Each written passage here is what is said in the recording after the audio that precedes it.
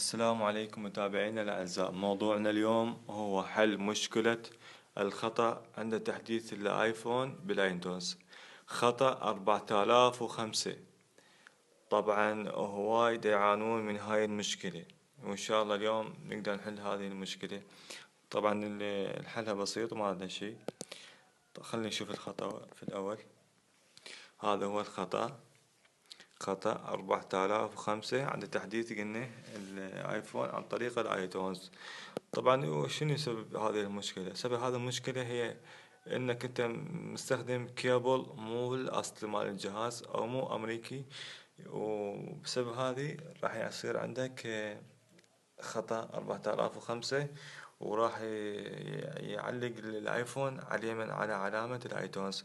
انت بهذه الحالة راح تطفي الايفون اجباري، تضغط على زر الباور والهوم بنفس الوقت ضغطة مطولة، بعدين غير الكيبل، استخدم الكيبل الاصلي، وبعدين ايش راح تسوي؟ راح تعيد عملية تحديث من جديد. انت منزل النظام، وراح تضغط على الشيفت والتحديث وتضغط على اوبن، راح يتحدث جهازك بشكل طبيعي، وان شاء الله ما تواجه مشكلة. الى هنا ينتهي شرحنا. اذا عجبك الفيديو لا تنسى اللايك والاشتراك، واي مشكلة احنا موجودين بخدمتكم.